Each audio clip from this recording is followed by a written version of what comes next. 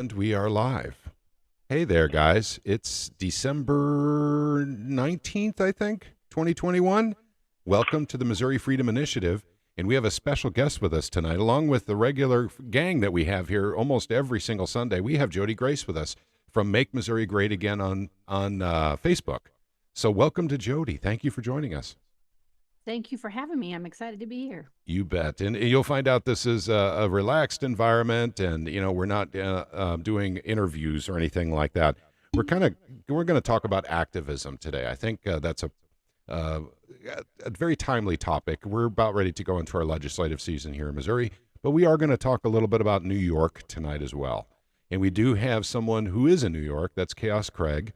And he's joined us as well to let us know about the hell they're trying to unleash on the citizens of New York, which is why we do what we do in the state of Missouri, is so we don't end up in a similar situation. Even though in Craig's situation, it's proposed legislation, nothing's gone through yet, but they're already, dealing with their own version of hell out there in New York, and similarly the people of California. So, first off, I want to say hello to everyone who's joined us on YouTube. So let me say hello to Hunter, the Parmesan cheese expert. I'd like to say hello to Voodoo Queen. Let's see, Gary Ride is with us, and Susie Bosch. Hey, Susie, it's been a while. And of course, in Discord live with us, we have Chaos Craig, we have Goatfoot Grant, of course, we have Jodi Grace, Joe Mama, KC Rich, we have Kenneth Laughlin, Liberty Revolutionary, also known as Caleb, and Rebel Cry. So welcome to everyone. Thank you for joining tonight. And I know it's not going to be as popular because, we're competing with football right now. But we have some important conversations to have.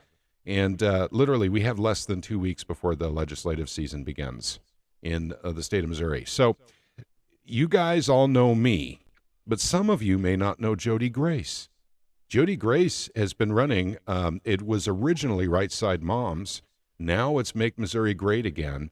Has a following of over 3.5 thousand people on Facebook, and actually making a difference even before the legislative season begins, I believe, because of the activism they've created around the school districts and hospitals having to do with the beer flu and the serum. We use code words, Jodi, so that way YouTube doesn't shut us down. So tell us a little bit about your group and how you got started, if you don't mind. Sure. Yeah, sure. So, when people talk to me about this, and even you, Patrick, I'm just a mom, right? Mm-hmm. Like, definitely not a politician. My background, as far as career goes, was that, um, you know, 20 years ago, before my first son was born, I was a teacher. I was an educator in the public school system. I taught first grade. But 20 years ago, I quit and started having babies of my own, and I've just been home with my four sons. I say just at home. We have homeschooled, done a lot of different things over the years, but I've been a mom. I've just been focused on my family, and I moved to Jefferson City to be closer to extended family. A couple years ago, we moved from the Springfield area, and found myself after the November election just wondering, what in the world has happened. Mm-hmm. And I kept expecting that somebody would fix it, that they would fix it. Mm-hmm. And of course, we know that they didn't. And so I just started to pray, God, what am I doing here? All of my kids are in public school right now. So I do have time on my hands. I do some part-time things, but, I do have time. So what do you want for me here? And I just felt like he told me to go to the Capitol. And so I did. I went to the Capitol and I started shaking hands and meeting and greeting people and networking up there. I did some work on a COVID liability bill, which, we were fighting against, and it did pass on the last day.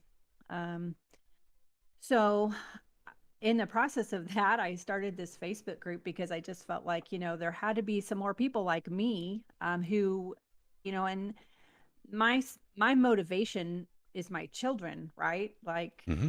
that's what that's what fuels my fire is thinking about the future of my children and fighting for them for what their future holds. So I thought there had to be some more people like me. I popped up a group on Facebook thinking it would be no big deal. I called it Right Side Moms because I was sure that, I just couldn't imagine talking to anybody except another mom like me. Hmm. Um, and I started doing live video from the Capitol and just kind of talking about what I was seeing there. And we were tracking I was tracking some bills, the liability bill, but also a vaccine bill that Susie Pollock had sponsored Hmm. and was following it. And then, I started following SEPA when I figured out what SEPA was about. And so started relaying that back to the people that were following me in that group. And the group just started to grow. Hmm. And, here we are. Yep. And here we are indeed. In fact, I want to say Voodoo Queen says just a mom is actually a career. So, That's true. yep. So that is a big job. That is the most important job. So, the etymology of our group is very similar. And Mhm. so, and it was all based on SEPA and getting SEPA through and get it, basically there were bottlenecks. And I know that politicians from Missouri watch this channel, but we talk about this openly. It's not a secret. Shats slowed down the Mhm. process. Shots, whoever, we call them Jabba the Shots. Yep. And then Caleb Rodent, was Yep. part of the slowdown process. And then we had also who we call Senator Crab Cakes, and that would be Huff. Yeah. Yep. So those were the three bottlenecks that we had to work with. And Hmm. I don't respect, the fact that, we have so many of that happening within the conservative caucus. That really, really disturbs me. And this is why we want to talk about activism tonight, because okay, for those of you who are not in Missouri that happen to watch this live or even recorded and watch it later on, in Missouri, we have a special situation. We have a mostly conservative caucus here in Missouri. So the Democrats don't really represent a problem for constitutional conservatism in the state of Missouri. I mean, they do have a weapon. It's called a filibuster. That's about as much as they can do. However, we have some turds in the punch bowl in the state of Missouri. We do have some conservatives that are not as, let's just say they're more interested in money from maybe their buddies or getting money to their buddies, or getting a higher office, and that's what they're interested in. They're not really interested in serving the people. And we have found that being open and honest about that on our platform, in every platform we're on, has not really come to harm us, except for a simple lawsuit I have over the name Missouri Liberty Alliance. And so I'm going to do it. That's not over yet, and I'm not going to do a video on that until it's over. But I do believe that Roy Blunt is behind it. And I have reasons to believe that. I have very specific reasons for believing that. So we'll get into that later. So what I want to say is, for those of you who are afraid to be active in the form of constitutional conservatism, don't be afraid. I mean, go out there and get the good work done. And much like Jodi, we did the same thing. We just literally jumped in 2019 and started working the SEPA thing, and it was a singular goal. Now, Jodi's group has had actually a little broader scope than we had during SEPA, and that's, let's say, beer flu tyranny, serum tyranny. And so we're moving in that direction as well. We've actually already moved there, but this got to stop here in the state of Missouri. And I do want to say that I have heard a few whispers up in Jefferson City that your group has had some influence up there that may have spurred the Attorney General into action. Now, I can't confirm that because, basically the sources were whispers. But I can tell you that we didn't have that effectiveness with the beer flu like you guys did. So I want to say, first off, congratulations and thank you for doing something for the people of Missouri. And we do Wow. appreciate it. And your group is actually making some waves up there. And the reason I'm saying that is not literally to just, come on here and do some fanfare, stuff with Jodi Grace. It's because she said just a mom. She wanted to make a difference. She went up to Jefferson City into the Capitol, started taking notes on what was happening up there, what was getting done, and start reporting it to others. Others were getting angry, started making phone calls and sending emails. I'm assuming that's how it started pretty much, Jodi. Is that correct? Yeah. Yeah, I just started doing Yeah. these crazy Facebook Live videos, Hmm. telling people exactly, send an email to this guy or that guy or whatever.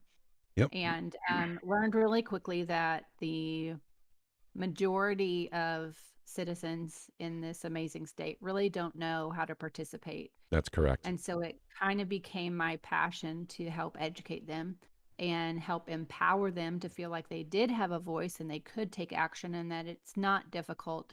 It can be very simple. It doesn't always mean a trip, all the way up here to the Capitol. They can participate from home. And so I just try to make it as easy as possible for them. Yep. I agree. But for those of you watching, and it doesn't matter what state you're in, that's literally how simple it is to get started. Literally, all it takes is for someone to care and spend a little bit of time to figure out what the state is trying to do, what the politicians are doing, and report to others. And if the others you're reporting to don't like it, emails and phone calls. You can make visits to your state capital, but making visits all the time is quite expensive. Most of us in Missouri here are, on average about 2.5 hours away from the capital. Gasoline, of course, is expensive. Not to mention if you're out for the day, you got to, buy food while you're out for the day and all that fun stuff. So emails and phone calls, and we've done the pecking order before, Jodi. We've explained to people that phone calls actually matter more than emails. Visits matter more than phone calls. And so if you can make a couple of visits a year, it's helpful, to go there and talk to them, shake their hands, tell them, hey, listen, we need to stop this, or, hey, we need to push this legislation through. What's needed?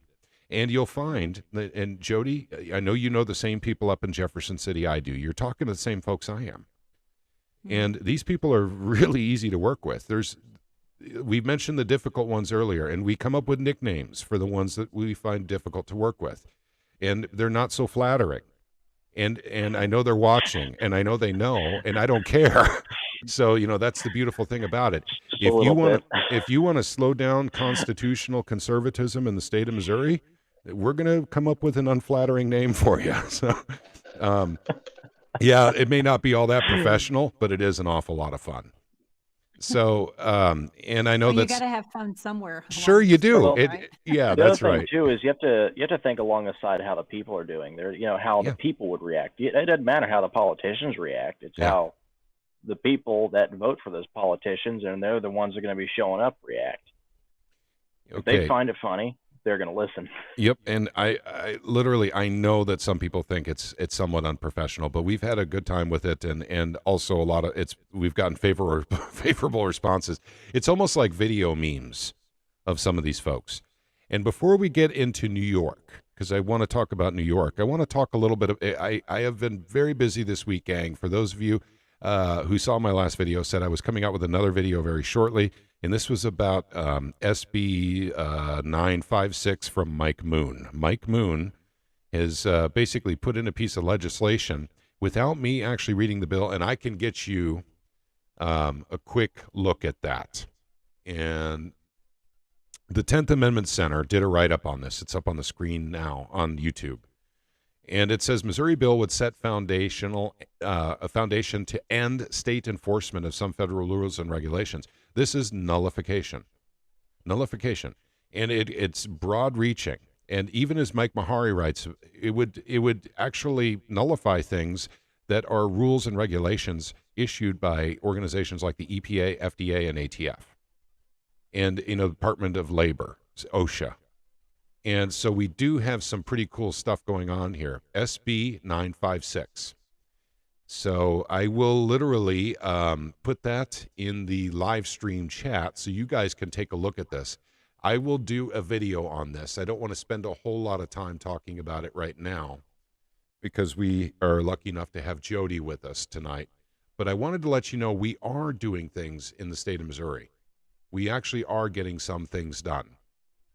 And this is a counterpoint to, and why are we doing this? Why are we fighting so hard? Oh, but by the way, I got to say again, this is the beauty of having Jodi on tonight. We have two organizations on here tonight, the Missouri Freedom Initiative, and then we have Make Missouri Great Again. And there's no enmity between us. There is absolutely no animosity between us. We work together. That's what we do. because we have the same goals in mind: freedom for the people of Missouri. And not to mention, SEPA's done. We got it done. We got to protect it, but we also have to stop the beer flu tyranny. So Jodi and I are, linked in that regard. So we all are. We all should want that. If you want to get a serum, go get a serum. Don't force other people to get a serum. If you want to wear a mask, feel free to wear a mask. There's no law stopping you, but don't force other people to wear. I said the M word. Dang it. All right. Well, hope YouTube will let that one slide. Normally I say face diaper, by the way. So Mama works too. Yeah, because YouTube algorithms haven't picked up on that yet. But what we have going on in the state of New York is something entirely different. Nothing like what we have going on in Missouri, where we have, basically legislation being proposed to nullify federal decrees. And Craig, if you're with us right now, would you like to talk a little bit about the proposed legislation in the state of New York? And Craig may be away from his PC right now, but luckily I have that queued up. Oh, there's Craig. Go ahead. Yeah, this is crazy. Apparently they're voting on this stuff July 5th. A bill for forced COVID shot mandates to attend school. Another bill forces all adult vaccine records to a state database. Another bill for forced COVID shots for college. Another bill for forced flu shots to attend school and preschool daycare. So I guess that means, every child in every nursery school has to get a flu shot every year. Another bill for eliminating religious exemptions for work and college. Another bill for eliminating the parent's right to consent to shots when a child reaches 14 years of age. And then another bill for eliminating parents' right to consent to standard shots for children of any age. And then another bill to eliminate unvaccinated people's access to health insurance. Another bill that would allow the governor to imprison without trial anyone she considers a threat to public health at any time. This is all on the table now. Yep. And let us know, Craig, have you seen if there's any legislation to shut down beer flu tyranny or serum tyranny? In New York? Yes. No, but the counties look like they're pushing back. Like, for instance, that new mask mandate that you may have heard of, effective like a week ago or so, they said that's it. Everybody, every business that doesn't have a mandatory COVID pass policy must have masks for everybody. And basically, all the red counties said that they're not going to enforce that, including my county. And so I'm not too sure how how likely these bills are to pass, but it's scary. Well, the fact that you have bills like that, but you don't have any bills representing the other side to actually shut down this type of tyranny, is So we're just on defense here. We're never on offense. Yeah, I know, but it also tells me about the main mentality of the people out there, that they're likely to take this anyway. And it's a yes, it's a juxtaposition to the state of Missouri. So I'm actually very glad you came on tonight, because the exact opposite is happening here. I'm not familiar with any legislation that's even remotely similar in the state of Missouri that you're going through right now in New York, Craig. And yet we have the exact opposite stuff going on. We have bills to shut down this kind of tyranny, proposed bills, early filing legislation. But I'm kind of curious if there were, a Make Missouri Great Again organization in the state of New York, or Missouri, Freedom Initiative in New York, if stuff like this could even get to legislation. Are people calling their state senators or their state representatives in the state of New York? Are you familiar with any organizations that are pumping that idea? I wish I could give you more, but the city has, I guess, probably the most representatives, and they pretty much dominate. Okay. And yeah, so. And New York City, of course, isn't the most constitutionally minded city in the United States. That's for sure. Man, you know what? If I lived in New York, I think I'd make a little trip to Albany and personally ask every one of those senators and representatives where they stand on that. I could make more of an impact if you take the time to go up there and say something. Yeah. As opposed to just making a call or an email. Yeah. Because if they see one person take time, they probably know there must be some real interest in it. They're probably hoping they can just slide this stuff by and nobody will know about it. Yep. You know, and they probably will. You know, I don't even see any coverage on this. I heard about it through word of mouth. Well, see, that right there tells you that they know they can't get away with the word gets out. Mm-hmm. Like I said, I'd go up there. That way they know. Say, hey, wow, man, this dude done took the time to go up there personally and say something. I mean, there's no way I'd want to live in a legislation like that. How much of this legislation comes out of reps and senators in New York City? What do you mean? Oh, does majority of it come from NYC reps and senators, or does it come from people throughout the rest of the state too? Yeah, I imagine. I don't want to say anything wrong here, but I imagine that it would definitely be emanating from the city and their representatives, but also the governor and her whole administration. Mm-hmm. And that's, of course, statewide. So, I want to say hello to a few people that have joined us on YouTube. Tony, Sheraton Farmer. Let's see, we've got Crystal Roby with us. Tactical Chiller is here from Arkansas. Welcome, neighbor. Tony, by the way, is in the Ozarks. So, hey there, neighbor. And, of course, Voodoo Queen is in there modding. And thank you very much, Voodoo Queen. We just love you. Okay, so you heard a juxtaposition between the state of Missouri and the state of New York. Now, this is Jodi Grace and basically the Missouri Freedom Initiative and Make Missouri Great Again. These organizations are fighting back this kind of stuff, but we don't have the kind of pressure that you have in New York. Now, there is a definite difference between, I hate to say this because I'm not a right-left paradigm guy. Guys, you guys know me. All of you guys know me. I go after Republicans more than I go after Democrats, but I go after Republicans that have the perception of being corrupt. And so it's interesting. It seems to be a red-blue state thing. In the blue states, they seem to want the tyranny. And in the red states, they seem to be rejecting the tyranny. So we see a balkanization of the United States happening now. So we could see, mass migrations out of blue states, or people who are in red states that prefer that everyone be immunized, moving to a blue state where they feel more comfortable that mostly everyone is. I think it's blue states that are mainly losing people. I remember after the last census, Texas and Florida gained a whole bunch of electors. New York and California lost. So it's you could definitely see which way everybody wants to go, It's funny you should bring that up because my daughter just had surgery this past week. This may seem unrelated, but it is. And it was up in St. Louis. And she goes to a very specific doctor, for the surgery. And his last day is January 12th. And he has been in St. Louis for, I believe he said 26 years, I think. And he is moving his practice down to Florida. And so hospital chain is, taken into this stuff. Because we have a do-nothing governor. Our governor could have cleaned up this situation very quickly. We have judges in Missouri coming up and mopping up behind our own governor. And it shouldn't be that way. It shouldn't be this way, but it is this way, unfortunately. Governor Parson, shame on you, by the way.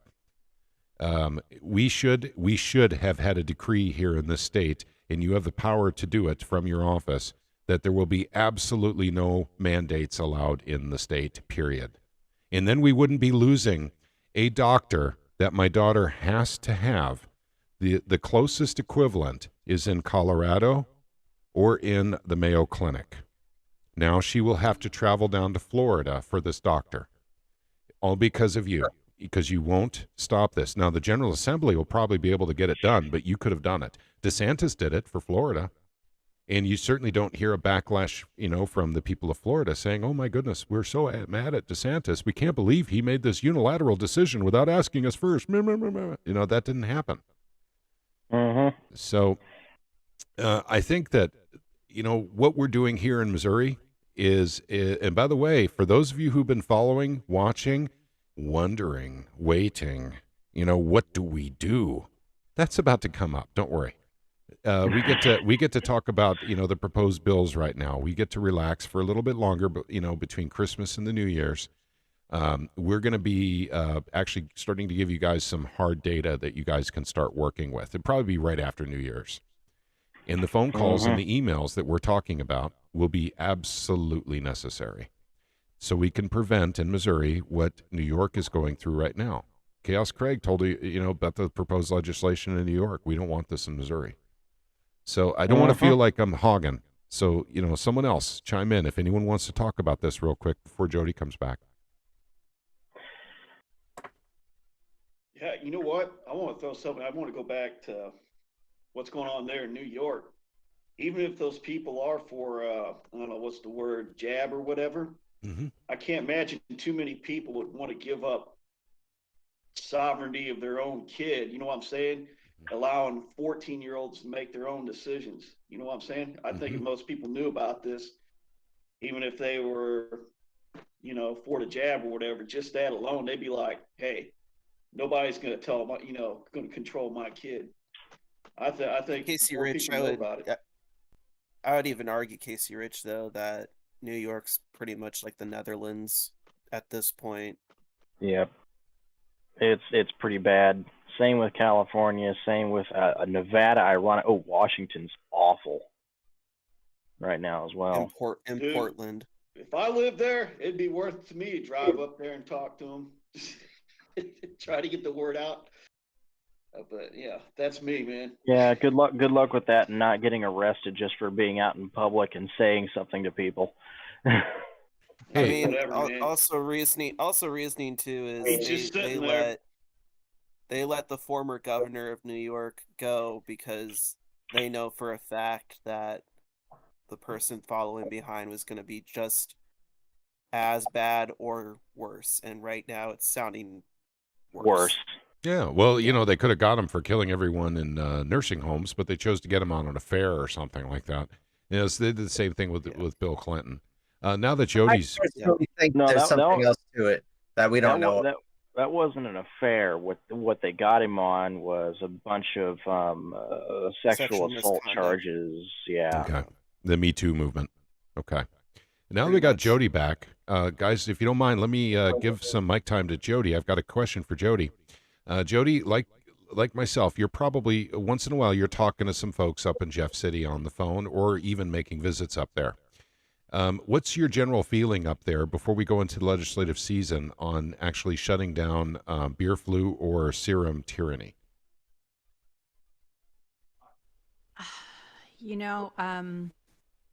The Republicans that I've talked to are very much against the mandates coming out of DC. So I don't think that that's, something that we're going to have to do any convincing on. The ones that I've talked to seem to all share that opinion. They don't like the mandates coming out of DC. What they differ in opinion on, and we've talked about this before, is whether or not the private businesses should be able to make their own rules. That's actually so there are a lot of there's a group of them that there's actually many more Republicans who feel like the businesses should be able to make whatever choices they want, even in regard to the serum. Now that doesn't mean I don't think in every case that I'm sure there's much disagreement on who should be liable for any, consequences of that serum. But I think that's the real debate that we're going to have inside the Capitol. Isn't really about the mandates from DC because they all disagree with that. I think they want to be the hero. I think that's a problem we're going to have this session is that everybody wants to be the hero. So they've filed a bajillion bills Yes, they instead have. I of saw that working too. together to create one or two Mhm. where they all can agree. They've filed a bajillion because they want their name, on the ticket right in through, and they want to be the hero. So that works to our benefit that they want to be the hero. But the debate will be about the private businesses and how the private businesses will be handled.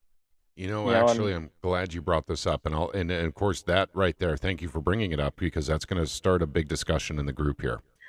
There is a lot of dissenting opinions in our own group based on what businesses will be allowed to do or not be allowed to do.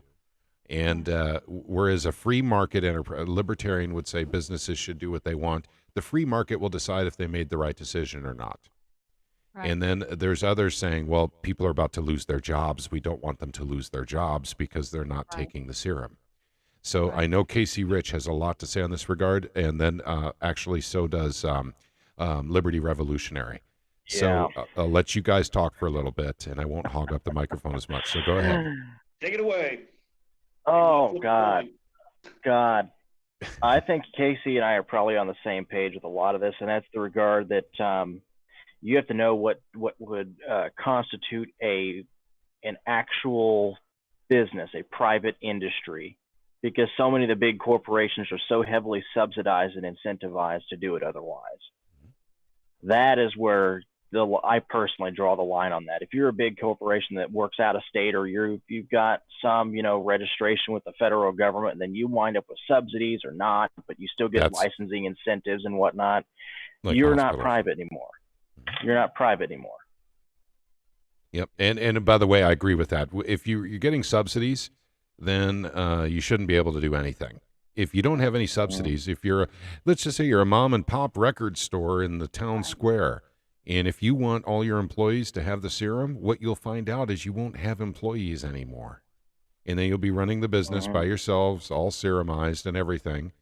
And then everyone in town will know that you let your employees go because they refuse the serum, and suddenly they don't want to shop in your record store anymore. This is the free market working. There's also the issue. There's also the issue too of if they're forcing employees to get serumized, that they're putting liability on themselves to be litigated if there is an injury from one of those employees. That's why with the mandates going down in the courts, that all these, even though I do agree with Liberty on, if you're getting subsidies from the government, tax breaks and all that such, you're not a private business anymore. But that's why they're rolling back, because they know for a fact that they're liable for any injuries, which unfortunately the big pharma people are not, because that's what they've worked out with the federal government. Yeah, well, they just don't care. I could go into more of that, but I can't do that on YouTube. There's a lot I can't do on YouTube, and it sucks. Yep. Yep. Jodi, did you end up watching that thing we did the other night and posted on Odyssey and BitChute? I did not. Okay. We had a roundtable discussion. It included the Prepared Homestead. That'd be Travis from the Prepared Homestead. And we talked about the science, the real science, actually. And we even had some frustrated members, because it was a 2-hour live stream. It actually be 2 hours and 20 minutes. We already know all this, they said. Well, we said, this is being recorded. This is for the benefit of those who have never watched any of this before, or a jumping off board. So in other words, if you have a friend or a family member that is believing in the serum and believing the government, believing the media, you could point them to this video and say, okay, here's some guys talking about some actual science. What we talked about at the end was solutions. And part of it was activism. The other part was prepping. Basically for being cut off from, any type of services. For instance, the guy who delivers your propane may decide, if you don't have one of those little cards you can show me, we can't deliver propane to you. And some people think that that's actually getting really hyperbolic, even just by saying that. I don't think so. We see what's happening around the world. right now. We're talking about in the country of Poland, and by the way, I'm half Polish. In the country of Poland, if you don't have that little card, you can't get gasoline. So they're taking it to a new level. And this is a global push. Yes, it is. This isn't just here, not by a long shot. There's a small group of people behind all this. And not to mention what we believe what we talked about in it was democide. And that is a population reduction, the possibility. I would be careful. Okay, saying you're right. that on YouTube. You're right. Yeah, I'm sorry. I'm not going to talk about that anymore. But just for YouTube, no, population reduction doesn't exist. Yeah. Just is not a thing. They want us to be healthy. Yeah. Well, that's correct. And that's Jodi. That's another thing I'm going to say here on the national level. Since when has our politicians on the national level ever literally gave a darn about us? All they want to do is tax the ever loving, out of us, and then control us. But suddenly they want us to be healthy, and it's free, Jodi. It's free. Did you know that? Free things, it's free. It's free. It didn't cost anyone anything. Yeah. Forget about the $2 trillion of debt, that we took on the national level in order to get these free things out to the people. The $2 trillion that, our great grandkids will be wishing we never did because they'll still be working to pay it off. But yeah. So I highly recommend anybody and everybody look over at that on BitChute and whatnot. And it's also on the Truth, Money, and Freedom podcast as well. It's on both places. So, and just short and sweet to the point, the new system they have planned out will not require laundering the money through a tax system. So what happens to the rest of us? Yep. When they don't need us anymore? Let's put it that way. Yep. So let me get that in. In fact, I'm going to paste that into the YouTube live stream. It's a BitChute video, and it was from last Sunday. So it was a hardcore discussion, not so much about legislation, which is what we're talking about this evening with Jodi, but I'd like to steer back towards legislation real quick. And by the way, the conversation about what businesses should be able to do or should not be able to do is a fascinating one. And I'd like to explore that further, but I also want to keep the conversation going about legislation right now. Now, in the state of Missouri, and Jodi's been doing this you've been active about a year legislatively. Does that sound about right? Okay. Give or take. Gotcha. Give or take. And one thing that I've noticed is you can, when you go up to Jeff City and you actually start talking to some of the folks up there, and when we go, by the way, for those of you who are not in the state of Missouri, when I say go to Jeff City, what I'm saying is going to our state capital. That's what I actually mean by that. So when we go to our state capital, I'm curious about people in other states. They're generally very friendly. It's not an issue. It's not like there's vitriol or hatred or anything like that going on. I have noticed, and I don't want to bring up the right-left paradigm, but if you want to go into a Democrat's office, you have to wear a mask. If you want to go into that's right. And if you go, even sometimes have them outside for you, on their door in envelopes. Yep. So they're accommodating. I mean, they believe, they've drank the Kool-Aid. So, but they're at least providing you a mask because, most conservatives don't run around with a mask just in case. Mm-hmm. So they just don't.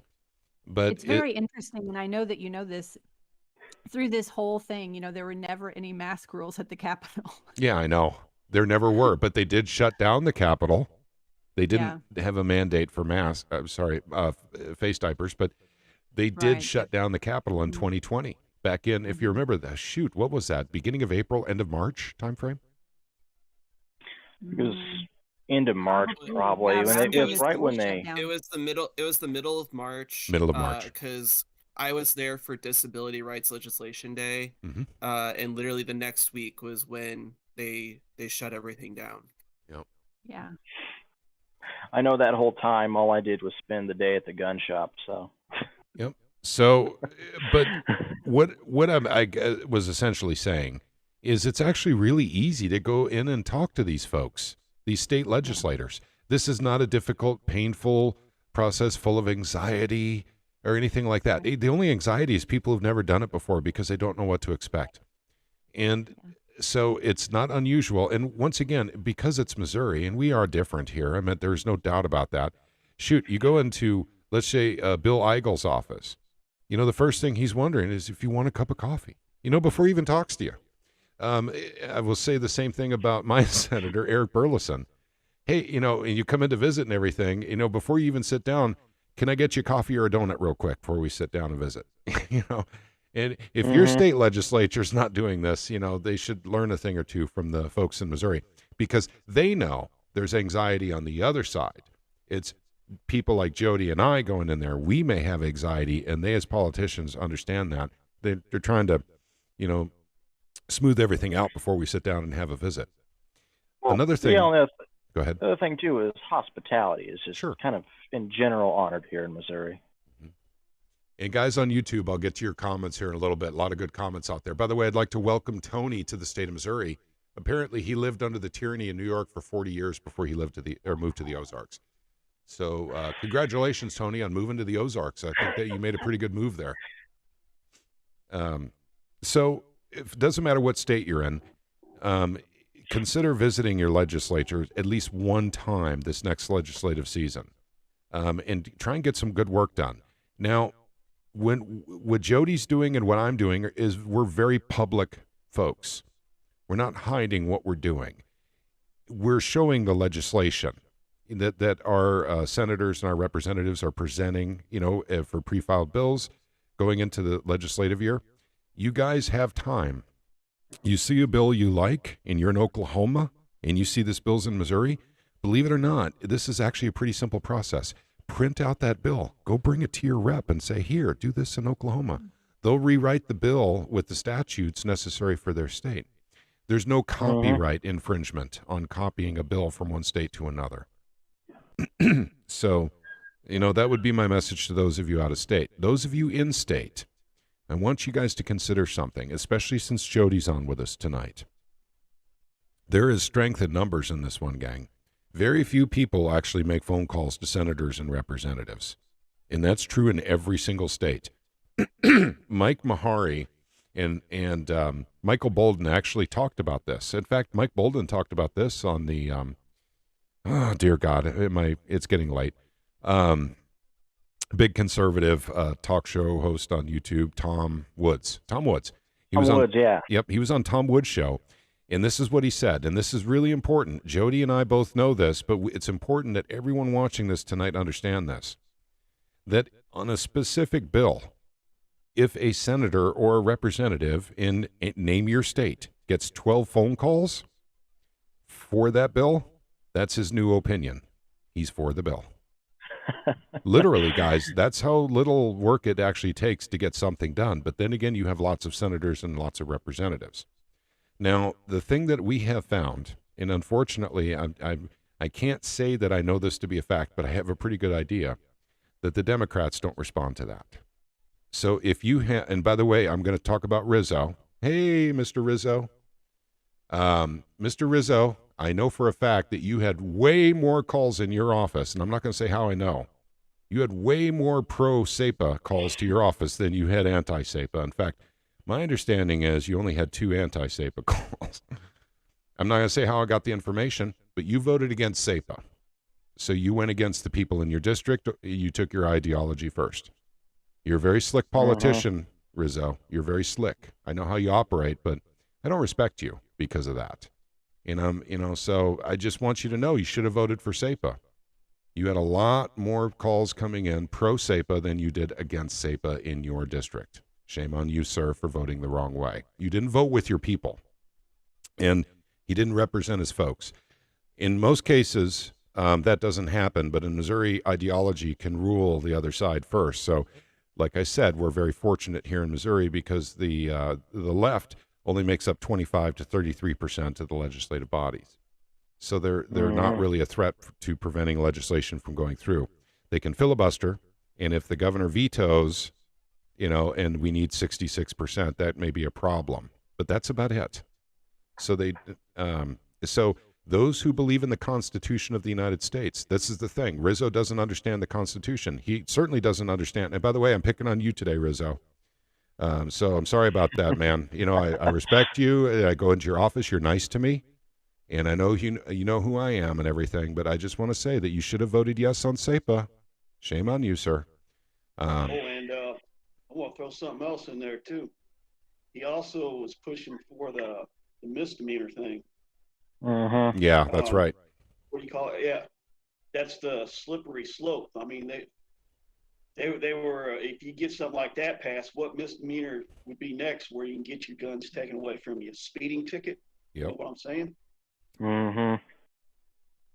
So for those Democrats that watch this, you know, understand that we're not against the Democrats. We're not for the Republicans. What we are in our organization is we are for the Constitution of the United States. That's what we're for. So just so you're absolutely clear, this is not a right-left thing for us. So I think it's very important to note that. And with Jodi coming on, you know, basically it's the same way with Jodi. I'm sure of it. I mean, Jodi, is that the case? What specifically, that it's not a right-left thing? Yes, that's correct. It's more Well, of a constitutional thing, even though you have Make Missouri Great Again, Right Side Moms, you know, that sort of thing. Sure. But it's I still, think it's definitely Constitution. And, you know, my issue, much like yours, isn't really with the Democrats, because we know how Democrats are going to act. We know what they believe and stand for and represent. And so, you know, I expect a Democrat to act like a Democrat. The problem that I have is with the Republicans who don't act like Republicans and who don't stick to the Republican platform. Yep. That's You know, ours too. So, I mean, that's my issue, is that I just, you know, we need to be transparent. We need to be honest. If I elect you as a Republican, then for the love of God, act like a Republican. Yeah. Act like you care about the Constitution. You know, act like you care about small government. Vote like you care about the people. Yep. I And just want to vote for the right things. I don't care about their ideology or anything else. yeah, you know, and once again, I think they all Left, swear an oath right, to the Republican, Constitution, though, Democrat Casey means Rich. nothing. They all swear an oath to the Constitution. So that's why we have on our website the Oath Breakers page now. We're going to start filling data in that Oath Breakers page. And unfortunately, we're going to find... Go ahead. I'm sorry. I'm sorry. No, go ahead, dude. Oh, we're going to find ourselves with some Republicans in that, too. Not just Democrats. We're going to find some Republicans in there. I expect them to look out for the best interest of the citizens of Missouri. Sure. I still feel like it Governor would be. Parsons doesn't. Yeah. I still feel like it would be a good idea to, like, have a picture of some coal on a piece of paper, and mark it as naughty list, you know, whatnot, and send it to all those people that are on the Oath Breakers list. Yep. Like, actually just send it through their fax machine so they have to pick it up and look at it. Yep. That's a good idea, too. And, you know, once again, gang, there's nothing wrong. And believe it or not, I know a lot of people have a lot of inhibitions about this, and people have anxiety, and they're nervous about doing this. There is nothing wrong with calling up your senator and your representative and say, listen, the perception of you is that you are unconstitutional because you're voting this way, or you're supporting this when you should be supporting that. The perception is you're breaking your oath. What say you, sir? What say you, ma'am? There's nothing wrong with making those phone calls. Guys, I've made it very public. I make phone calls live on YouTube, actually, to legislators in Missouri. You guys have seen me do it before. And yeah, maybe, you know, a lot of people won't want to make the phone calls the same way I do, but it literally comes very easily to me. The problem is that, you know, basically when, in some cases, when I tell them you're live on the air right now, and the Democrats hang up. They actually hang up. That's not true with the Republicans, though. If you guys know what I'm talking about, if you guys remember that during SEPA. Oh, we did have one Democrat, or at least the office person, that didn't hang up. Yeah, right she didn't away. hang up. She talked to me for, about 15, 20 seconds, if I remember right. You're right. Yeah. So she didn't exactly hang up. But guys, this type of activity is needed now.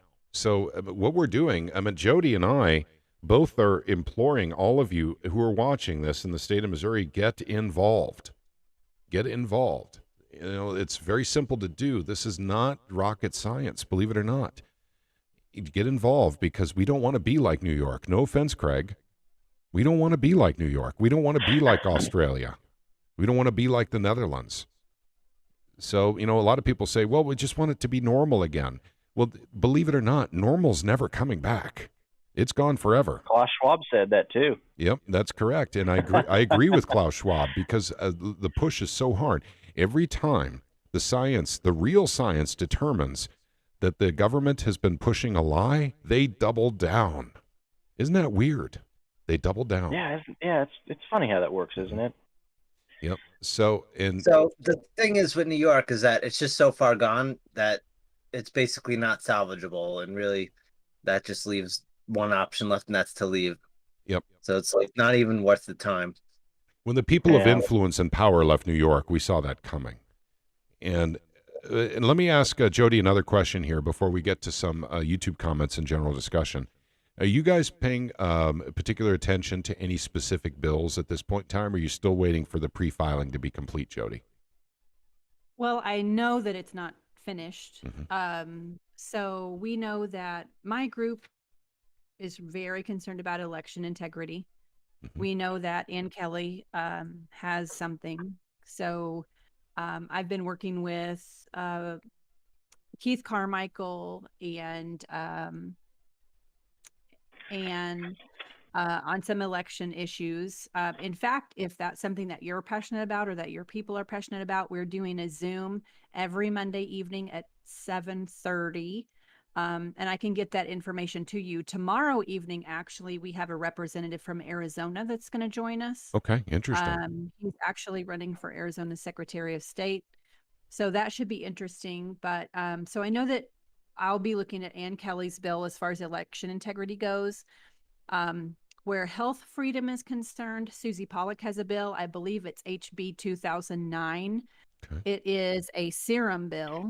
It's specifically directed toward the kids in the school district, in the schools, trying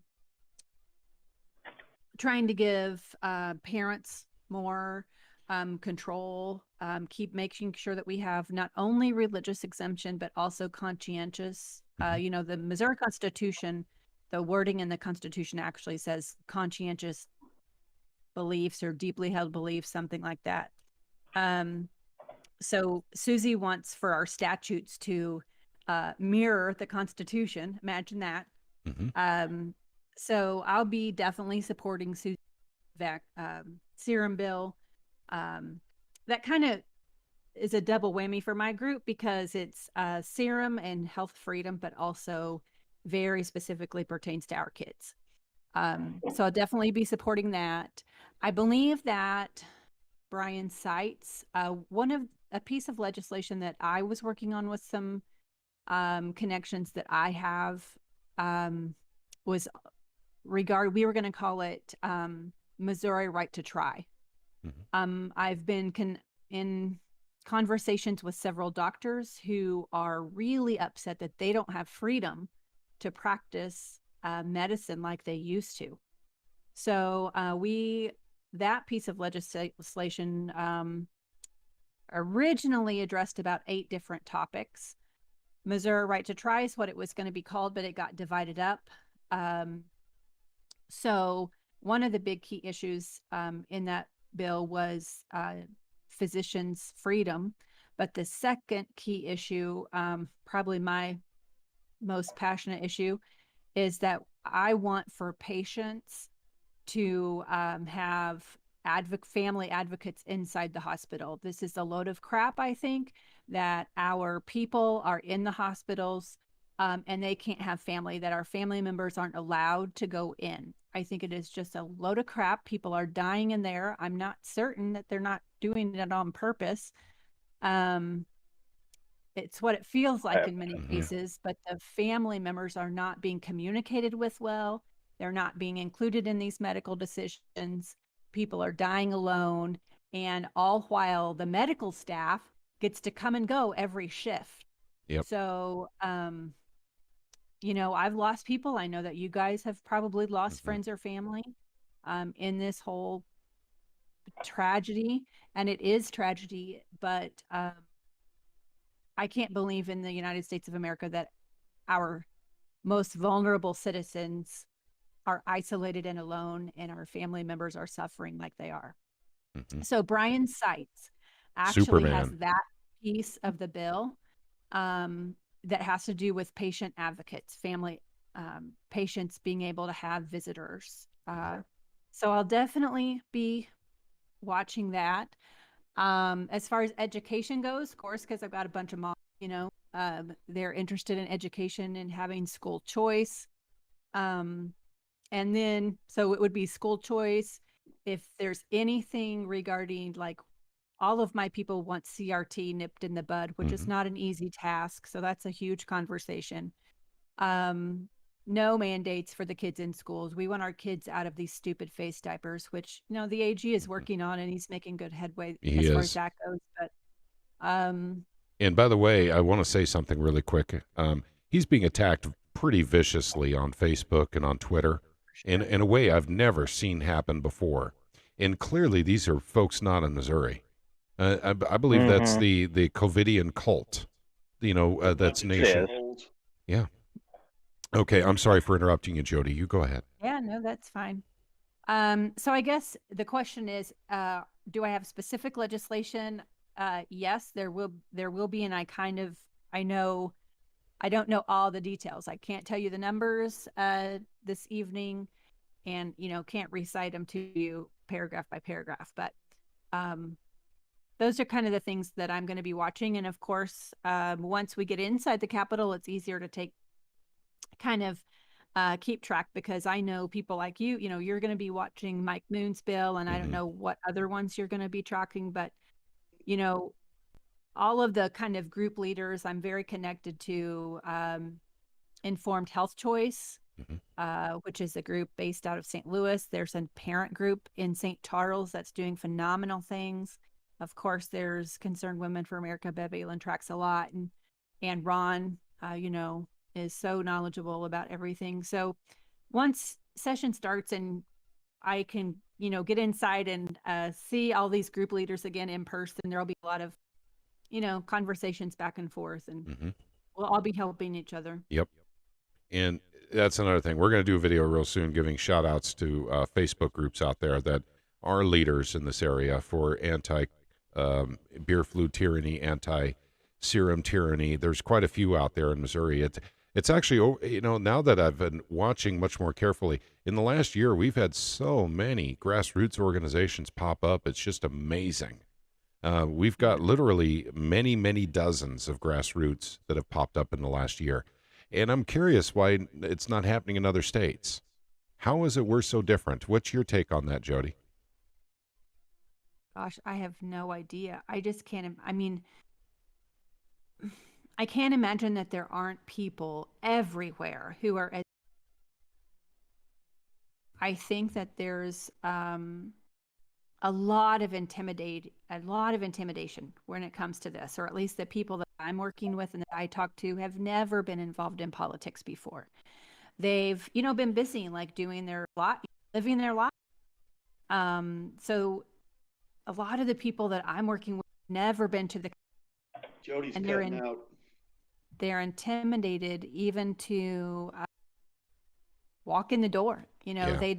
They just don't even know how to get through security, or where at our Capitol building, the front door isn't even obvious where you should even That's go correct. in. It So is. if you don't It know is you're supposed strange. to walk through the tunnel, I've been there lots of times where people, Patrick, like walk up the big steps and like trying to get in the big metal door.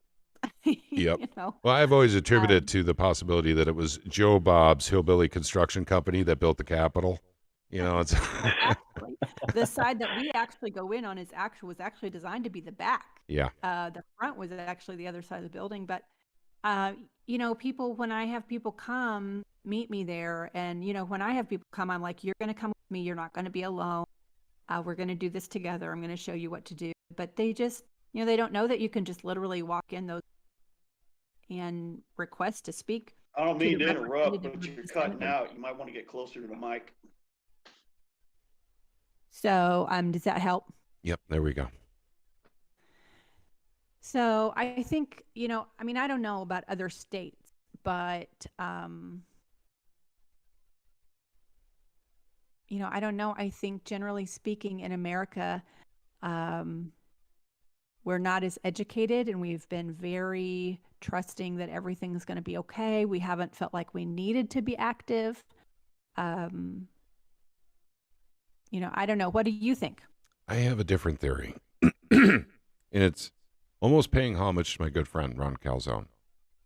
Mike Bolden at the 10th Amendment Center says there's 5 Ron Calzones in the country. That's it. That's all we got. And Really? there's one in Missouri. And he doesn't refer to them by another name. He says 5 Ron Calzones. So I think it's because we have Ron here. And Ron has served as an inspiration to me and to many other folks that I know to get active with the state. Go ahead. I do, and I don't know, my faith plays a huge role in how this all happened, right? Mm-hmm. And I have, in the process of this, been talking to people all across the state. I've gone and talked to different groups, and I've actually started a little, I say little, but, I have local groups in local areas starting in different counties, people that are gathering to talk and discuss and whatnot. And, I do know that there are people who believe that God is really calling people in Missouri, and I mean, I know, just as I talk to moms like me across the state, like they've never done this before, but they just feel pushed and compelled that now is the time that we have to stand up, and that if we don't, our kids are gonna suffer in the long run. So I don't know. Yep. Well, I agree with the faith thing because, that's a big part of it for me too.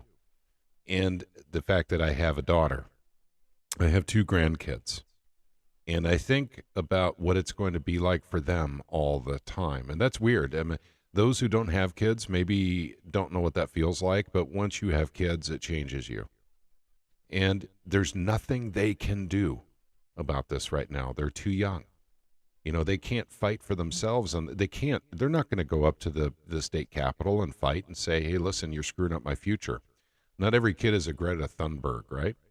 Yeah. So Oof, please, no, let's not have a version of that. yeah, I know, but or that version. Yeah, but I'm just saying that, even though she works for the other side, that's exactly what she's doing.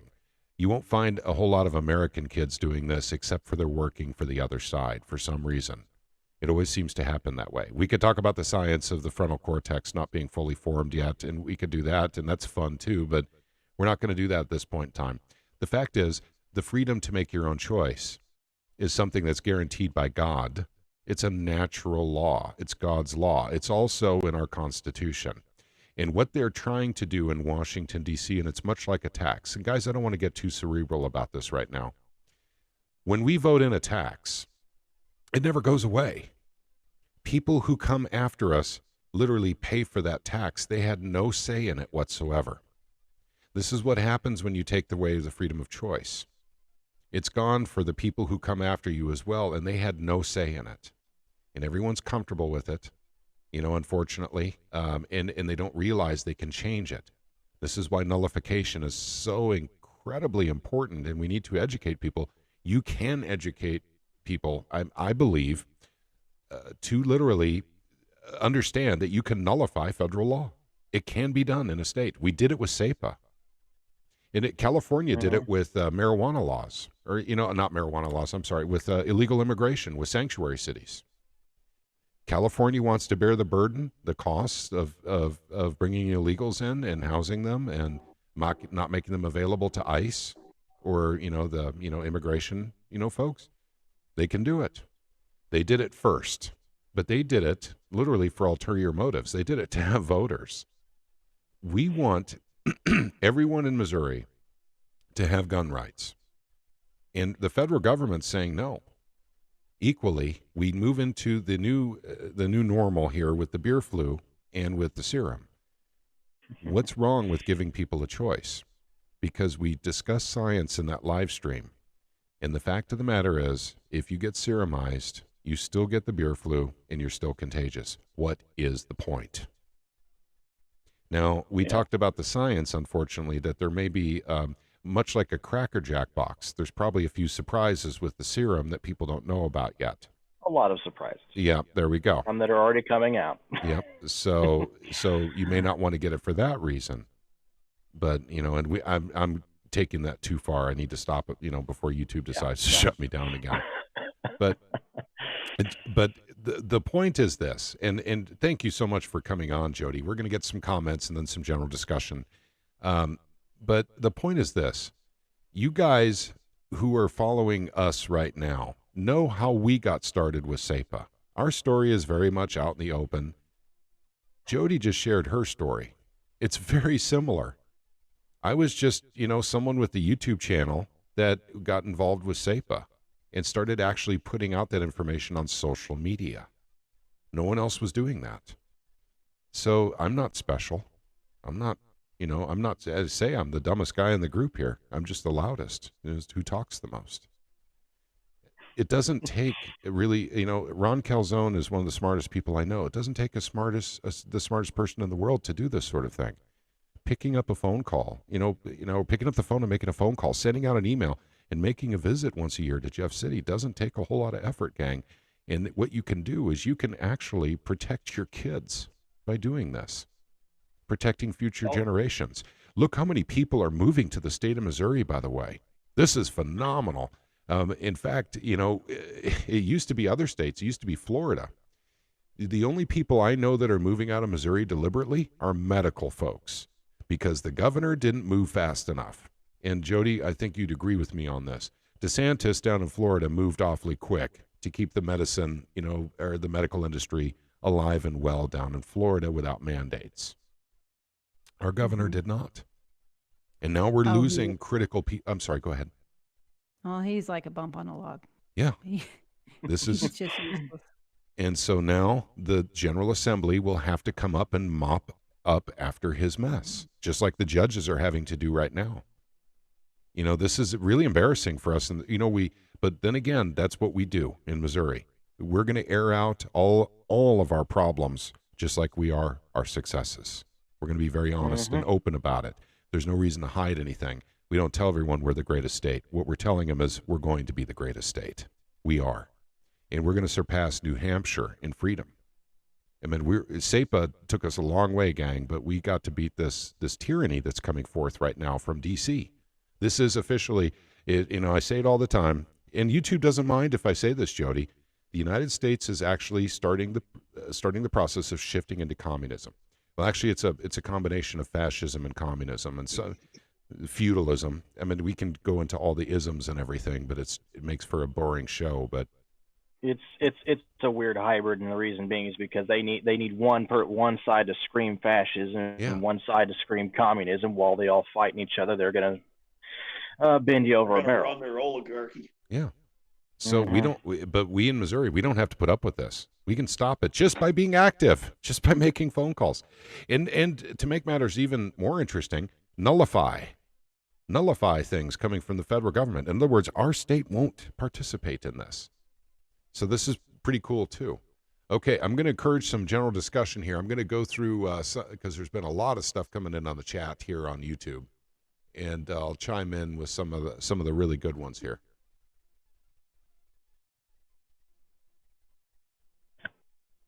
Gary Wright is saying Eric Schmidt is our best candidate for Missouri State Senator.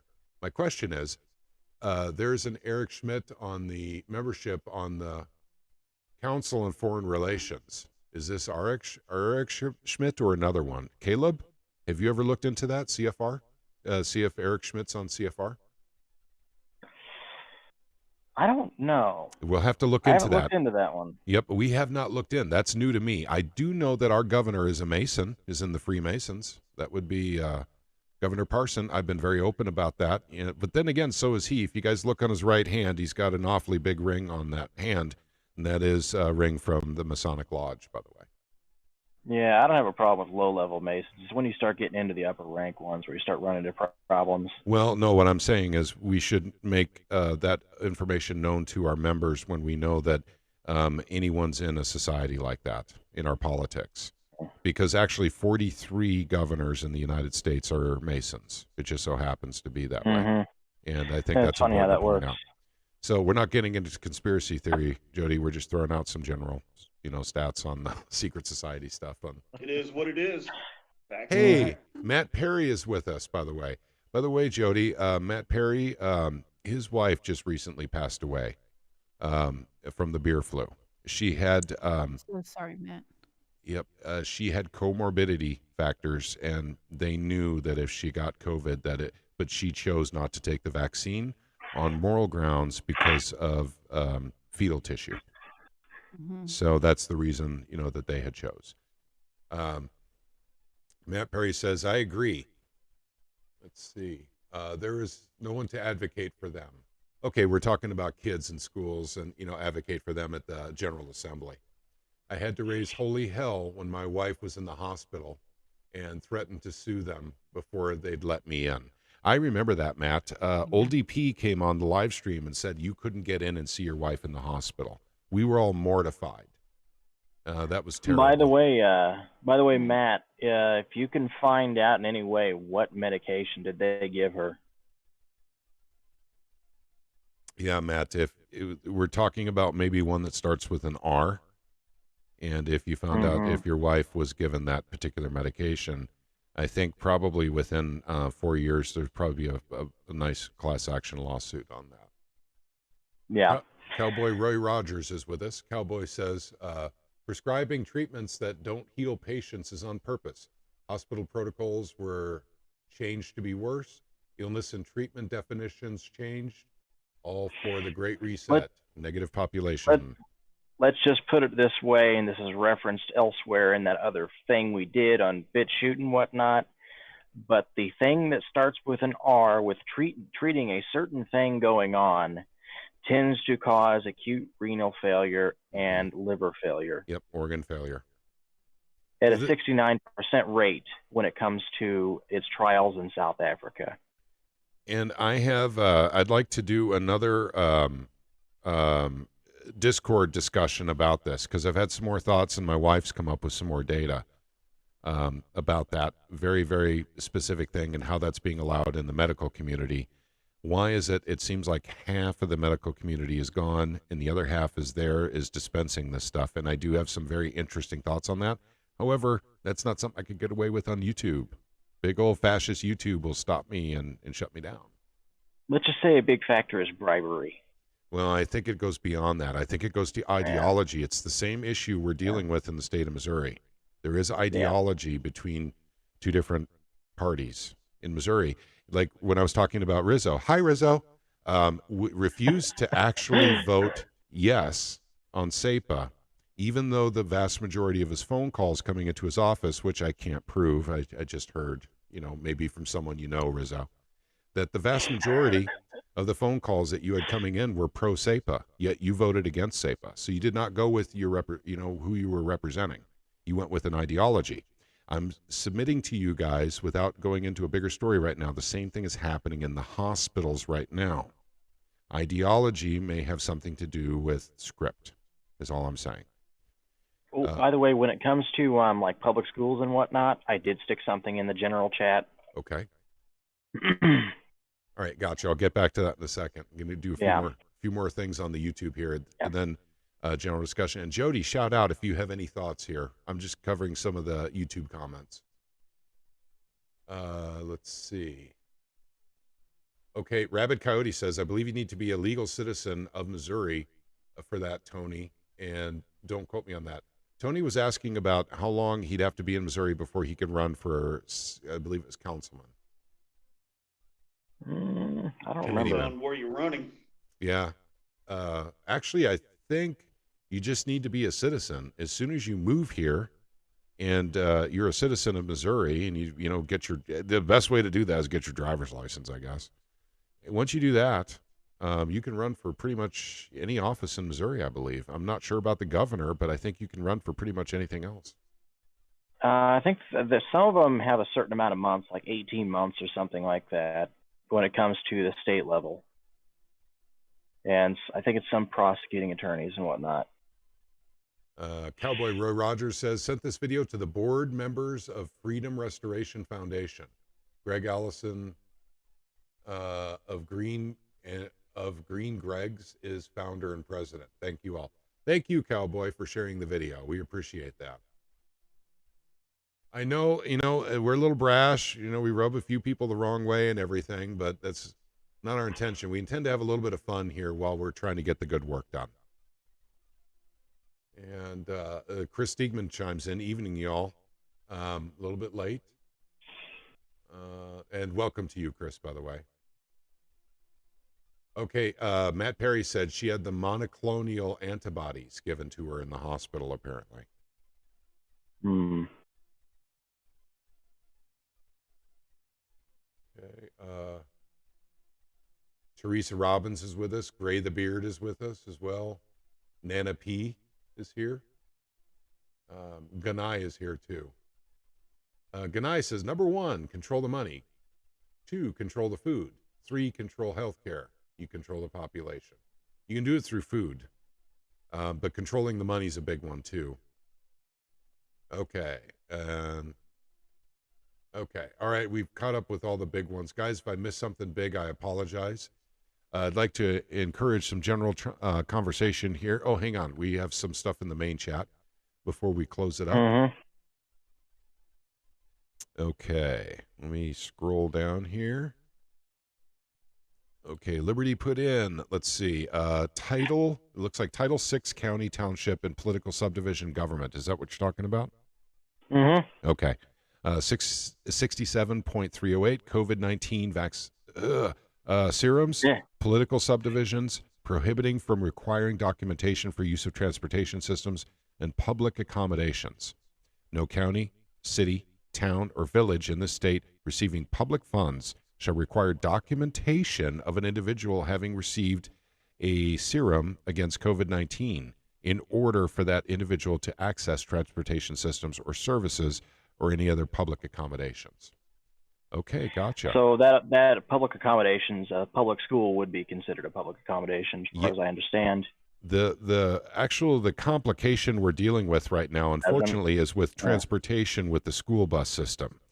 Now, Jodi, I actually went to a couple of meetings in Springfield, and I was talking about that, and I looked into it. My wife and I actually got some interesting data out of this.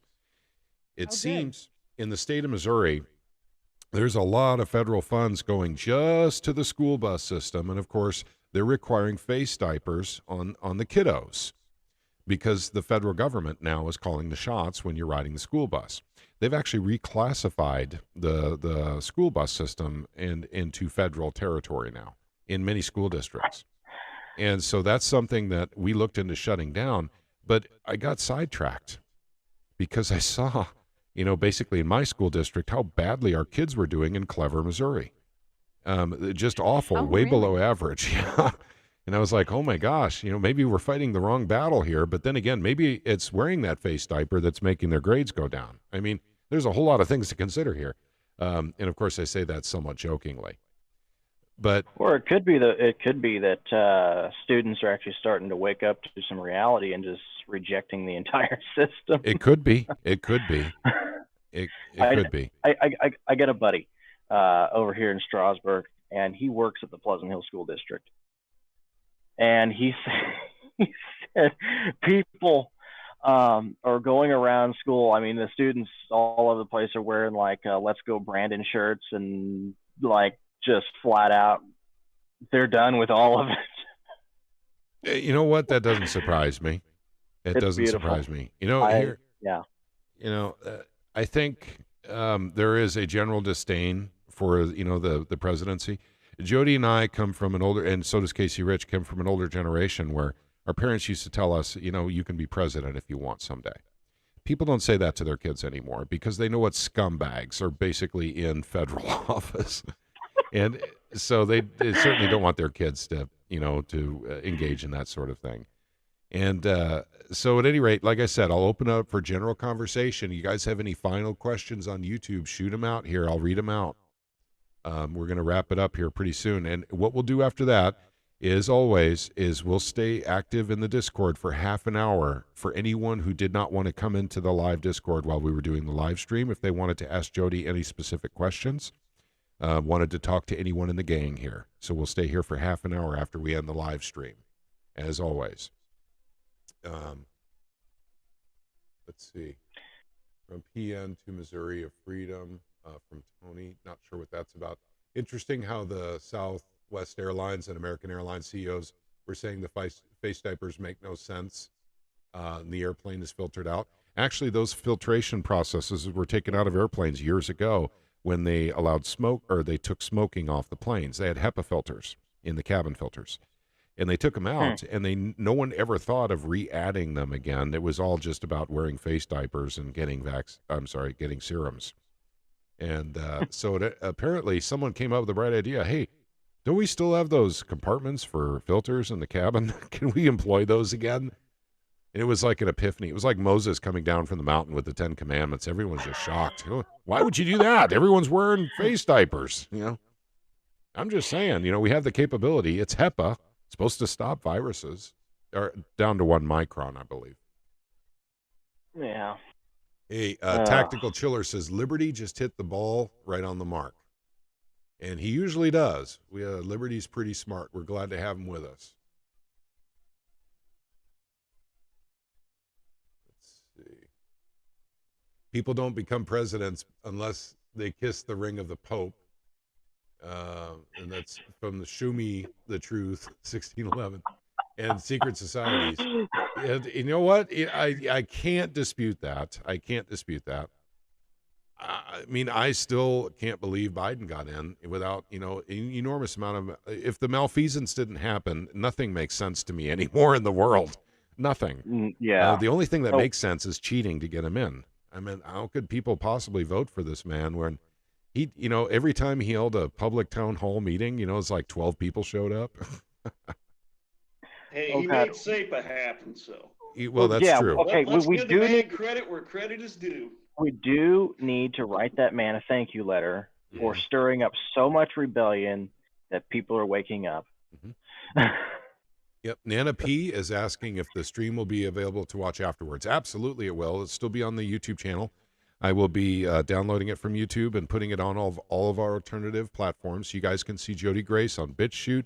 Oh, by the way, Jodi, I hate to preemptively make an announcement for you, but are you thinking about expanding a little bit your operations from Facebook?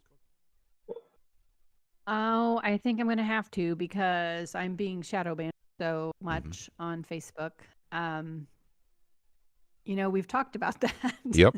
But I didn't want to I've been really make hesitant to be in a lot of different places because so far it's just me, Yeah. and I've still got 3 kids at home, and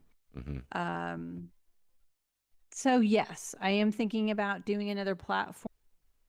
I'm probably going to let you help me with that, actually. Sure. And I'll tell you what, you should expand yourself on YouTube and get shadow banned there too. Yeah, we've enjoyed a little bit of shadow banning ourselves. You're not the only one. I do feel like, it was really helpful last session to do the videos. And, I tried to keep them pretty short. And, some days I do 1, some days I do 2 or 3, depending on what was happening. Toward the end of session, it was a little crazier. So I need to find a space where I can communicate quickly and easily. So we'll work together and try to figure that out. You betcha. We'll get you in. And of course, you're always welcome to come back. We live stream every Sunday night, and then when the legislative session begins, we'll probably be doing 2, if not 3 nights a week, if necessary, to get out critical data for what people should know about what's going on with specific bills that we care about. Yeah. And so, go ahead. So you guys get shadow banned. See, I've been through 9 Facebook accounts at this point and 6 Twitter accounts. You must be rich. Yeah, no, you know what I do? I take my spanking and I come back with the same account. You can't delete me. Yep, join her Facebook group right now. That's right, guys. I believe there's a link down below in the description section to Jodi's Facebook group. That is Make Missouri Great Again. I believe it's the first link after the Discord link. But you guys should be able to join her Facebook group, literally from that link. So please do join. She's doing some good stuff, gang. And, her focus is slightly different from ours, but it's once again, one person, having so many focuses. I mean, I don't know how Ron Calzone does it. He's focused on 8 or 9 bills like a laser beam every year. I can't do that. That's tough. He's brilliant. Yes, he is. He's brilliant. Yep. And so, and then not to mention keeping enough interest when you start getting into that many bills. I mean, a lot of people get confused and going, oh my gosh, I got to call 8 separate times on 8 separate bills, to 2 people, my rep and my senator. And I have to do emails to both of them on 8 different bills. And so people, but that's the cost, unfortunately, that's the cost of what it takes to prevent us from becoming New York. And I got to say, DeSantis has taken the lead. Their General Assembly wasn't necessary for the freedoms they're enjoying in Florida right now. DeSantis did it on his own. God bless him for that. We're not so dang lucky here in Missouri. We unfortunately have a governor that's somehow tied in with all this and certainly doesn't want to stop mandates. So, so we don't have a DeSantis-like governor here is what I'm saying. We're going to have to do it through our General Assembly. Right. And I think that's another reason why we need masses of people to be willing to call not only their reps and their senators, but the governor's office, because no matter what the MOGA does, if they get something through, we still have to get it through the governor, because, overriding the veto isn't an easy task. So, when he feels, he needs to feel an immense amount of pressure from the people to sign whatever it is we can get MOGA to pass. Mm-hmm. Yep. So and I think that happens when there's masses of people. He absolutely needs to feel like he doesn't have an option to veto. Yep. And by the way, those who are pro face diaper and that are pro serum, there's really nothing you need to do. I mean, if you really don't like Missouri, holy crap, California, New York are great options for you. There are other states as well. I mean, Oregon seems to be awesome. They're doing a face diaper mandate for everyone, full time, forevermore. So if you're afraid of the air you're breathing and you want everyone to wear masks, I'm sorry, face diapers, you do have options. In Missouri, we're doing it a little bit differently. So if you're uncomfortable with that, please feel free to consider your options. Other states that you can go to that believe the way you believe. Equally, if you're in another state and if you like what we're doing here in Missouri, consider us a destination. We'd love to have you. Just don't bring your policies from over there here. Yeah, that's right. Don't bring Oregon policies here or Illinois policies in New York or California or Washington State. Okay. How do we get to Ron's level? Gunai said. Actually, I think you have to be born to get at Ron's level. Ron's a pretty sharp guy. There's very few people I know on the planet that are as smart as he is. And we're just very fortunate to have him here in Missouri. Mike Bolden at the 10th Amendment Center has been very open about that. There's 5 Ron Calzones in the country, he says. 5 Ron Calzones, and we just happen to have the original article. We have the Ron Calzone himself. But there's apparently 4 other people that do what he does, how he does it in the country, 4 others. And I believe one of them's in South Dakota, one of them is in Washington State, and I don't remember where the others are. That's got to be kind of a waste of resource for him to be over there, though. Well, at this point. Well, yeah, it's Washington. Yeah, because Washington has fallen. So, okay. God bless SEPA, says James Benj. Yep, we got to keep it too. So we'll be doing live streams about that. People are coming to take away SEPA. The Missouri Police Chiefs Association is coming to take away SEPA. This is not hyperbole. This is fact. They want it gone, gang. They want their numbers are growing every day. Yep. There's a lot of people signing on board with this. There's prosecutors signing on board with this, police chiefs, and I believe the sheriffs are staying out of this year because it's an election year in 2022. Yeah, we drag them in. Yep. So drag them in there. Force them to make a play. Okay. So just know that the pressures are mounting from law enforcement and prosecution in the state of Missouri to get rid of SEPA so they can have their civil asset forfeiture back and get rid of the qualified immunity that they used to enjoy on things firearm related, which they don't enjoy anymore. They want it back. So they want all the money they got back from civil asset forfeiture. They want to work with the Fed again and once again split up the booty for every, well, guys, we'll get into another video with that. I don't want to do that with Jodi's time here. You guys know what I'm talking about, though. They're coming for SEPA, and there will be probably one or two pieces of legislation they're trying to get it through to actually take away the teeth from SEPA. That's what I'm guessing is coming. Make sure your sheriff knows how you feel, says Gray the Beard. That is correct. Make sure that you know how your sheriff feels, too, and let us know here so we can get something done about that.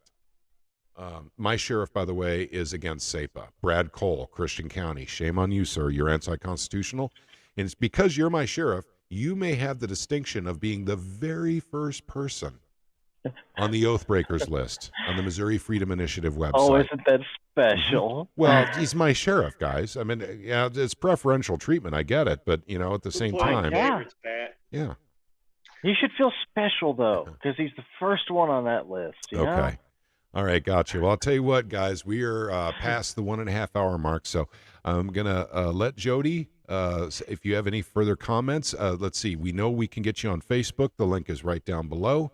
Is there any other, are you on Twitter at all or anything like that? I'm not on Twitter. I have just really only done Facebook. I do have a blog. I write very often.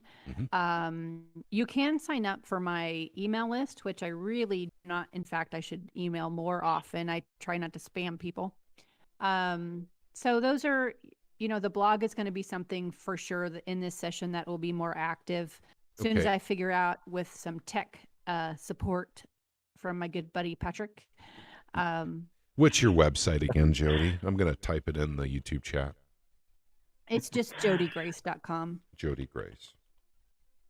I'm techie enough to be dangerous. jodigrace.com, gang. That's how you get on Jodi's email list. Hey, be careful about saying you're techie enough to be dangerous. The government might try to prosecute for hacking. Yeah. All of us are going to be classified as terrorists, if pretty soon at some point. What the F12 button does. Just wear it like a badge of honor. James says, God bless Missouri. God bless SEPA. This Hoosier appreciates your laws. Awesome, James. Thank you. Thank you very much. Hopefully you were a part of it too, and you helped us get it done. It wasn't Ron Calzone that got this done, although he got it started. It wasn't me. It was all of you guys out there that made phone calls, did emails. You guys got SEPA done. Yeah. It was really fun to watch debate. Oh, not debate. They were probably filibustering on the Senate floor. I would hang out in the gallery, right? Yep. And, I was telling my people, they were talking about SEPA is what they were talking about. But I was videoing, which I wasn't really supposed to be doing, from the gallery and telling my people that, hey, listen, the people who are calling in are making a difference because the senators are on the floor talking about all the phone calls they're getting. They're literally saying, I'm getting calls from all over the state, not just my district. We have to do something about this. So, thank you. Even though a lot of my people didn't even know what SEPA was, your activity was inspiring for all of us to say, look, they did something, we did something, the people got something accomplished. So it was neat. It was neat to watch, even though, I wasn't in the middle of that battle, but It was inspiring. Yep. And we actually were live streaming that while we were making phone calls live. So that was a big deal for us that night. And in fact, we Yeah. had, by the way, Jody, you're going to love this. I'll sign off with this story real quick here. You're going to love this. A guy came into the YouTube chat who was in Ireland and was complaining about how the Democrats didn't know the United States Constitution. There he was in Ireland, and he knew our Constitution. He knew He the knew Second it. Amendment. He knew the 10th Amendment. He knew what we were doing. Yet the Democrats said, totally unconstitutional. Can't be done. Can't be done. Here's this guy in Ireland chiming in live on the YouTube chat saying, oh, yes, you can, actually. The 10th Amendment's very specific about this. So That's awesome. we have people in Ireland that know the Constitution better than Democrats that are currently I'm in sure. Jefferson City. Better than most Sad. Americans. Yeah. Oh God, it's sad though, you know. Yep. Okay, well, I'll tell you what, gang. We've passed the hour and a half mark. We're at an hour 35 minutes. We're going to sign out. But Jody, you're welcome to stay for another half an hour. There's usually conversation that happens when these are over. We can talk about things that we can't say in the big old YT. And those of you on YouTube that want to come in and talk to Jody or any of the gang here with the Missouri Freedom Initiative, you're always welcome to. The link to Discord's right down below.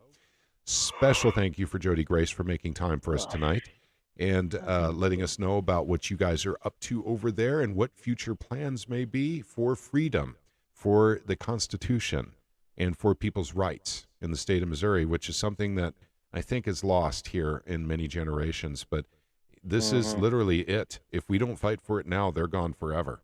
So I appreciate what you and your group are doing. Casey Rich, go ahead, buddy. Well, thank you. Yeah, I just have to go back to where we were talking about you can't tell a business what to do. Sure. In that legislation it's being written up. If I can do it in a couple minutes, because I Yeah. thought I was going to get a chance to say something about that. Sure.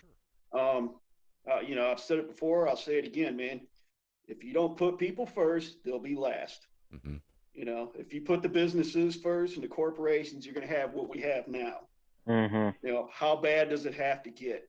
And for anybody that says, well, I bet you don't own a business, because if you did, you wouldn't be saying this. To that, I'll say, okay, fine. Let's say I own a business and I don't say this. And everybody else needs to step up and stop me. I mean, you see what's going on now. I can tell you something right now. You're lucky I'm retired. Because if I was still working and these people are going to tell me I need to take that jab or I was going to lose my job, there'd be a fight on their hands. Yeah. So I'm gonna now. Is this legislation been sent in yet, or are they still working on it? No, this is actually proposed legislation. It's pre-filed. That's what I'm saying. But have they pre-filed it already? Yes, or they have. Mike still... Moon's bill. Yes, I've left links. Actually, I need to leave links. No. I think we're talking about something else. Okay. That wasn't. I Mike don't Moon know was any. working on- I don't know Mike any Moon- specific bill numbers. I just know that that's the general argument. When you start talking to the public about the topic, that's the conversation that you end up having. So when Mike Moon's bill or the other bills come through, whatever other bills there are, in regard to this particular topic, that will be the debate that you can expect. You know what I mean? Yeah. Well, I'll just say this then. I mean, if you don't put people first, you're gonna have what we got now. And it's that simple. I mean, how bad does it got to get for you to see it? And I don't know. I don't want to get too wound up. I don't want to take up all your time. I get your point. Like I said, there's actually two sides to that, and both of them are quite powerful. For instance, when we went up to Jeff City, Casey Rich, I mean, you remember that. We were up there literally saying, that it's about people's jobs here before Christmas. It's about people's rights. Yeah, well, no, we didn't. You can't put. Look, Casey, we didn't. We couldn't. It says the right of the businesses and the corporations. It's we the people, not we the businesses, not we the corporations. You put them first, they're going to rule over us. Either you're going to govern or you're going to be governed. I don't want to be governed because right now we're being governed and it sucks. Yeah. Okay. I want my power back. And I get. The thing is this: if this legislation ends up giving businesses the ultimate power to decide, that piece of legislation is going to be about as worthless as that executive order that Parsons passed or put out. Yeah. Mm-hmm. Yep. And I get it. And you remember This is now. a big executive order about nothing. Yes, it was. Well, you know what? I know it's going to make some people mad, but like I said, look at what you have now. What's more important? All right, for a business to do whatever the heck it wants, or right for people to have power? I mean, you know, do you want to be told what to do with your body or anything like that? Like I said right now, no business is going to tell me what to do as far as taking a jab or anything. They don't have that power. You know, there's nothing, you know, the Constitution starts and the preamble starts off with we the people, not we the businesses, not we the corporations. Like I said, you give them the power, they're going to rule like they rule now. Because at the end of the day, any business or corporation is about making money. It's the nature of the beast. That's first and foremost. Otherwise, they can't stay in business. And that'll always come first. And if that comes first, then your right's going to come second. If your rights come second, you don't have rights. That's it. Simple as that. You want to disagree with me? Fine. But like I said, you know, it's obvious. It's just like people that still want to take the jab. They can't see what's going on with that. It's like, how bad does it got to get? How obvious does it got to be before you realize it? Yep. And no, I wouldn't disagree with you. I'm just saying that we did a very specific project up in Jefferson City. We were going into Democrats' offices. Yeah. And Democrats don't care about people's rights. It's in every piece of legislation they put out. Well, I mean, says I'm just being honest here. What do, then they don't care about rights either. Yeah. So, I mean, we didn't have to do any convincing in Republican offices. Rip into me. I don't care. No one's ripping into you. I'm just saying what we did in Jeff City was a different tack. Yeah. We couldn't go. You can't go into a Democrat's office up in Jefferson City and talk about people's rights unless it's their right to abortion. That's the only right they seem to care about. The other rights they don't seem to care about. So we went on, basically talking about people's jobs. That's the tack we took when we went up there. Because that they do seem to care about. They don't care about people's rights, but they do care about people's jobs. About that, to be honest with you. Particular union jobs. So, I mean, I retired out of one. I tell you what, well, nobody looking out after us but ourselves. Yep, that's right. So, all right. That went away when Clinton took over. Well, I think that, there's been a lot of work over the years to actually diminish the importance of the worker in the workplace, through multiple administrations. But I did see an enormous amount of it during Clinton's administration. You are correct, especially in the mining industry. Those were the killers. Yep. And I was fighting those back then. Yep. Okay, I'll tell you what, though. Let me go ahead and wrap it up for tonight. I want to thank everyone for joining us. As always, we really appreciate when you guys choose to spend some time with us. Information on pre-filing of bills is coming up literally probably next Sunday. And actually, next Sunday, is that Christmas?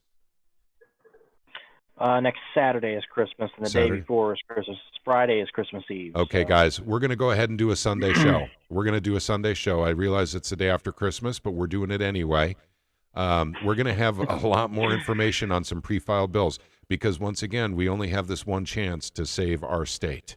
And if you're with us, basically we will help you. We will guide you every step of the way. We'll let you know what's going on in these bills. We'll even write templates for you guys to start emails with. I will make live phone calls on live streams again so you guys can see what it's like and the type of phone calls I'm making. The same thing we did with SEPA. We'll do it for any anti-beer flu tyranny. And then we'll be working more closely with Jodi Grace as well in her group, and we're very happy to do so. They're making a difference already. I think Attorney General Eric Schmidt feels empowered because of all the activity of Jodi's group. And so we're grateful for Jodi and her group as well. We're all getting things done, gang. We're all working together. We all have the same goals: freedom from tyranny, the Constitution, and make Missouri great again. Okay. All right. Well, if anyone has anything else you'd like to say, please speak now. Okay, we got it? Okay. Well, once again, I want to thank you all for joining us tonight. It really, really means a lot to us if you guys actually hang with us another week or two until we get you data on these bills, which is coming. We did this week before last, but we will be getting a lot more of this done really soon. This is literally the meat of literally determining Missouri's future is 2022. I mean, this is how critical this year is. Everyone's looking at the election side. We're looking at the legislation side right now, but we will be looking at the election side shortly and coming up with surveys and actually sending these out to people running for office. Thanks again for joining us, Jodi Grace. And once again, we'll be in the Discord group for the next half hour for anyone who wants to come in and have an informal chat. You guys all take care. May God bless each and every one of you and your families. Thanks for joining tonight, gang. Take care. Auf Wiedersehen. Go Chiefs.